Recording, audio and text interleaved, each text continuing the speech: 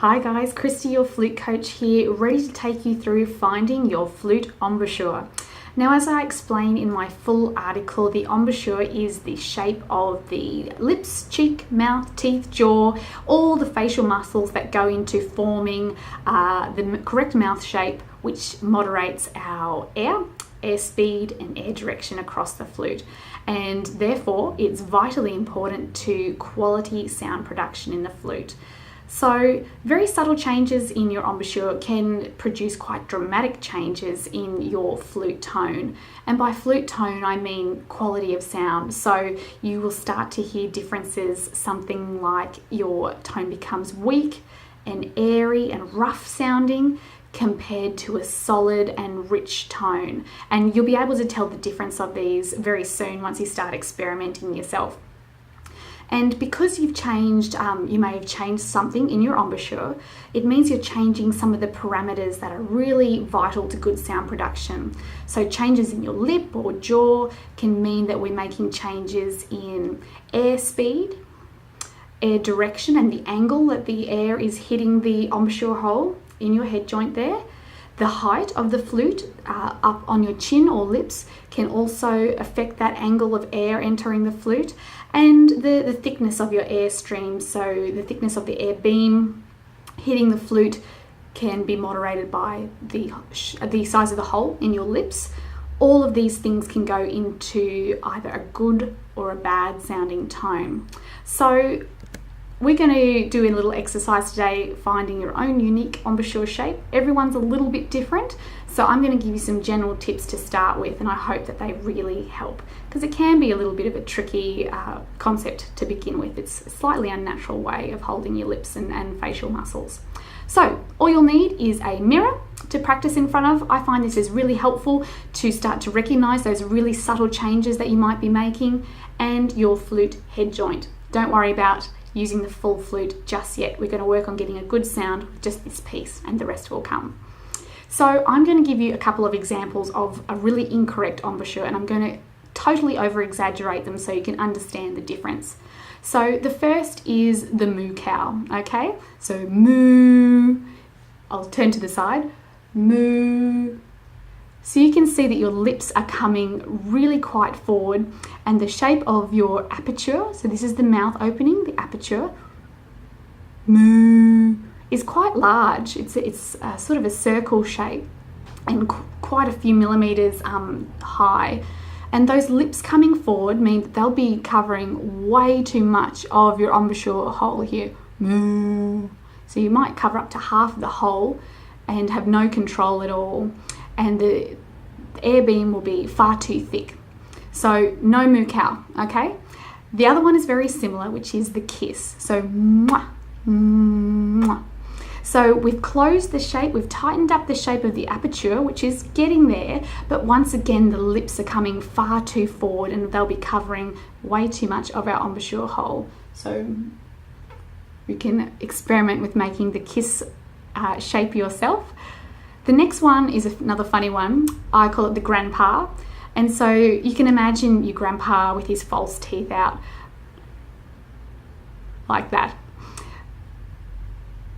And this means, when I make the shape anyway, the lips are pulled back and pulled onto the teeth quite flat and tight. And you're squishing your embouchure shape quite often to be far too long sideways. So you can see it's far too wide there. It's much, much wider than the width of your head joint, the embouchure hole in your head joint there. So no grandpa.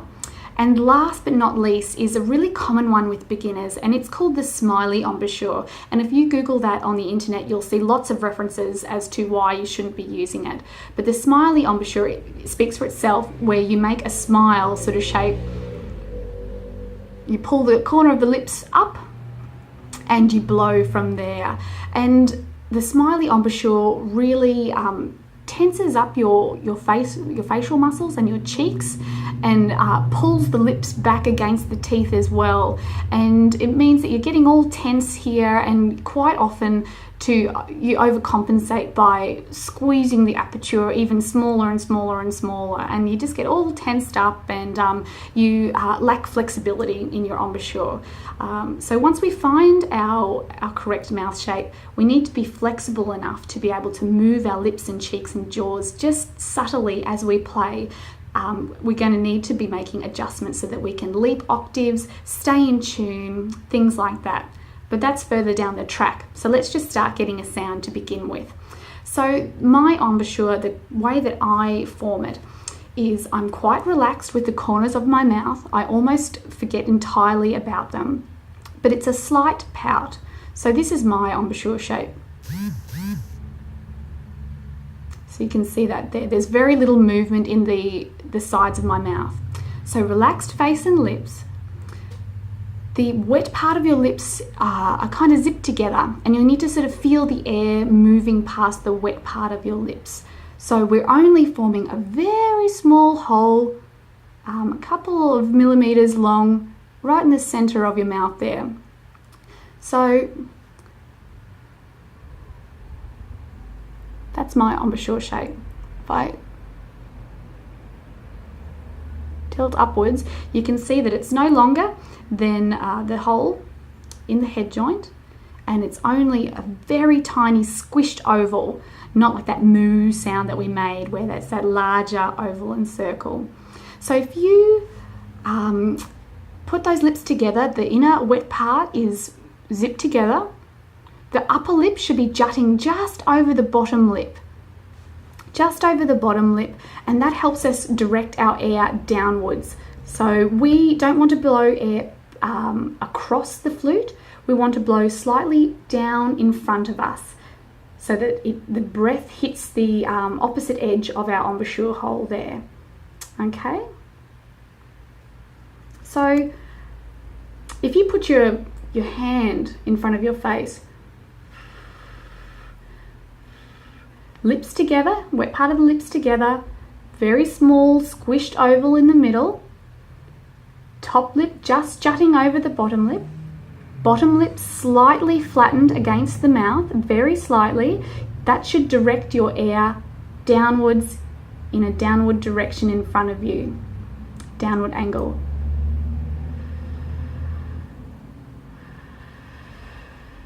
It's very subtle, it does take some practice. So parallel lips, if you jut your jaw forward slightly and bring the two lips almost parallel, if you put your fingers to your lips, you'll find air on your hand. So we want to just sit that jaw back, top lip over the bottom lip, very slightly, to direct that air down onto your forearm. Okay, and I like to think of these syllables M for moo, but just that and then a p for popcorn. And that just seems to make that slight aperture opening in your lips. And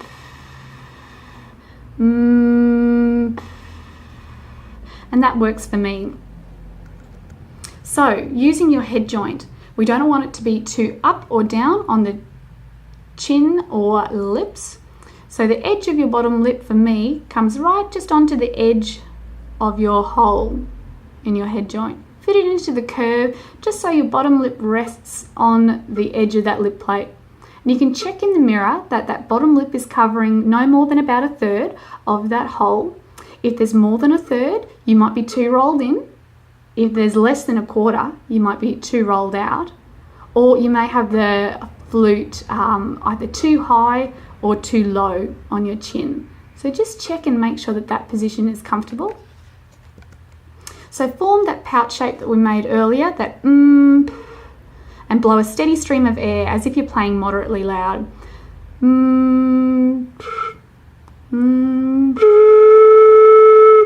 use a t sound just to kick off the sound of that note, as if you're tonguing that t. So M-P-T.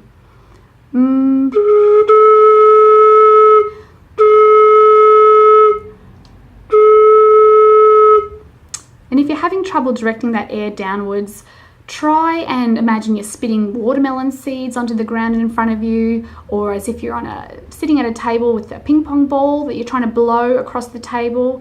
It does feel a little bit unnatural at first, I do understand, and some people get it really quickly and others really struggle for a little while. But don't despair, keep experimenting, use the mirror, note all those subtle changes that are happening with your lips and cheeks, and take those general rules on board that I've just taken you through to try and get that sound.